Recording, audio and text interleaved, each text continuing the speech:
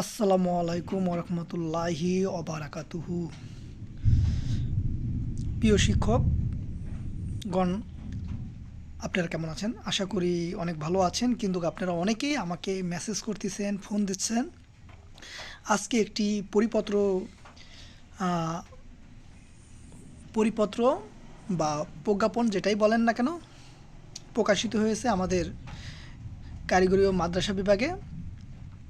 সেটি হলো সহকারী মৌলভী কারি এবং ইবতেদায়ী কারি পদে নিয়োগের কাম্য শিক্ষাগত যোগ্যতা পুনর্নির্ধারণের জন্য যেটি হয়েছে। সেখানে আপনারা একটা জিনিস দেখতেছেন, এই যে গ্রেড 11 এবং 16 দেওয়া আছে। ঠিক আছে, গ্রেড 11 এবং 16 দেওয়া আছে।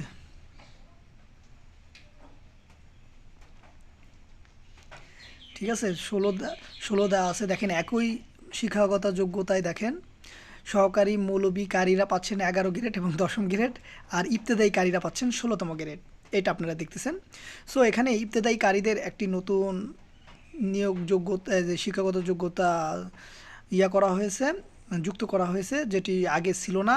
এই যে বর্তমান যে নীতিমালা, সেই নীতিমালায় ছিল না, সেটি সংশোধন করা হয়েছে। সেটি হলো কমিয়া মাদ্রাসার দাওরা হাদিস পাশে যারা দাওরা হাদিস পাস, তাদেরকেও আলিয়া মাদ্রাসায় কারি শিক্ষক হিসাবে তারা নিয়োগ পেতে পারেন যোগ্যতা অনুযায়ী। যে কমিয়া মাদ্রাসার যেই দাওরা হাদিস যে আছেন, দাওরা হাদিস কমপ্লিট যারা আছেন, তারাও এবার ইবতেদায়ী কারিতে বা সহকারী মৌলবীতে করতে পারবেন। তবে ইবতেদায়ী কারিতেই তারা পারবেন, যদি আলিম মুজাব্বির ফাজিল না থাকে আর কি। হ্যাঁ, যাই হোক, ফাজিল ডিগ্রি থাকলেই তারা সহকারী কারি হতে পারবেন এবং ইবতেদায়ী কারি হতে পারবেন। মূল কথা হলো কি, এটা নিয়ে অনেকে মেসেজ করতেছেন। আমার ইবতেদায়ী শিক্ষক যারা আছেন, শিক্ষক কারি মৌলবী যারা আছেন, তারা অনেকেই মেসেজ করতেছেন আমাকে।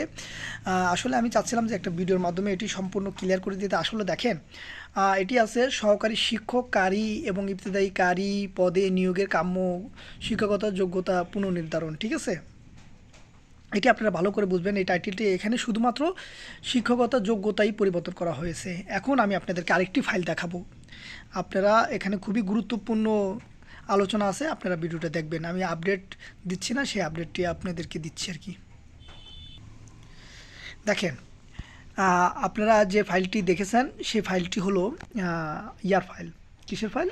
ওটা আজকে পরিপত্র জারি হয়েছে, ওটি হলো শিক্ষাগত যোগ্যতার ফাইল। আর এটা দেখেন, এখানে আপনারা ভালো করে পড়েন টাইটেলটা। বেসরকারি শিক্ষা প্রতিষ্ঠান মাদ্রাসা জনবল কাঠামো এমপি নীতিমালা 2026-এর পরিপৃষ্ট ঘ এর কর্মী 40, 41 ও 42 বর্ণিত ইবতেদায়ী মৌলবী, ইবতেদায়ী শিক্ষক ও ইবতেদায়ী কারি পদের বেতন স্কেল ও গ্রেড সংশোধন প্রসঙ্গে। আর ওখানে লেখা ছিল কি, নিয়োগ যোগ্যতা, শিক্ষকতা যোগ্যতা নির্ধারণের প্রসঙ্গে। ঠিক আছে, তাহলে আপনারা এই থেকেই বুঝতে পারতেছেন আপনারা যে এখানে গ্রেড সংশোধনের জন্য যে ফাইলটি পাঠানো হয়েছে, আমি বারবার আপনাদেরকে বলেছি, আমরা সংশোধনে আমাদের ফাইলটি পাঠানো হয়েছে, সেটি সংশোধন হইলেই আমরা 13তম গ্রেডের জন্য আবেদন করতে পারবো।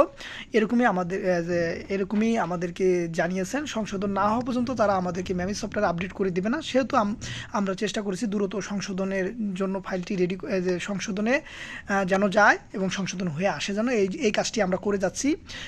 আপনারা দোয়া রাখবেন। আমাদের কাজটি প্রায় 60% শেষ হয়ে গেছে, আর 40% কাজ বাকি আছে। আশা করি এটা হয়ে যাবে। আপনারা আর যে 2টা মাস অপেক্ষা করছেন, আরও কিছুটা অপেক্ষা করেন, ইনশাল্লাহ আপডেট পেয়ে যাবেন। আপনারা যারা আমাদের সাথে যুক্ত আছেন, কেন্দ্রীয় কমিটিতে আছেন, তারা তো জানেন তথ্যগুলো। দেখেন এখানে 16 গ্রেডকে 13 গ্রেড করা হয়েছে। আপনারা এখানে দেখেন, এই যে ভালো করে দেখেন, এই যে 13 গ্রেড। হ্যাঁ, দেখেন 13 গ্রেড প্রাপ্ত, এই যে দেখেন পূর্বে নিয়োগকৃত কাঙ্ক্ষিত যোগ্যতা অর্জনের সাপেক্ষে 13 গ্রেড প্রাপ্ত হবেন বলে এই নীতিমালায় আছে। তাই 13 প্রাপ্ত হলে নতুন শিক্ষকরা কেন 16 গ্রেড প্রাপ্ত হবে? এই যে তাই এই পদের স্কেল গ্রেড সংশোধনের প্রয়োজন। দেখেন এই যে সেই সংশোধনের কত গ্রেড আছে, 13 গ্রেড আছে। দেখেন এই যে সংশোধনের জন্য কী দিয়েছে, 13। ঠিক আছে, ইবতেদায়ী মৌলবী দেখেন, ইবতেদায়ী শিক্ষক, এই যে দেখেন 13 গ্রেড। হ্যাঁ, এইখানে কী আছে, 13 গ্রেড আছে। ঠিক আছে, ইবতেদায়ী কারি 13 গ্রেড আছে। হ্যাঁ, ঠিক আছে, এখানে তাদেরকে আজকে যে পরিপত্রটা দিয়েছে, সেখানে নিয়োগ যোগ্যতা সমান হয়েছে। আমাদের যে ফাইলটি আছে, সেই ফাইলটিতে 13 গ্রেড আছে। এটার কাজ চলমান আছে। এটি আশা করা যায় আরও সময় লাগবে, কিছুটা সময় লাগবে, তবে হয়ে যাবে। আপনারা আশাহত হবেন না, ইনশাল্লাহ আমরা কাজ করে যাচ্ছি, আল্লাহর রহমতে আমরা এটার সফলতা পাবো। ধন্যবাদ।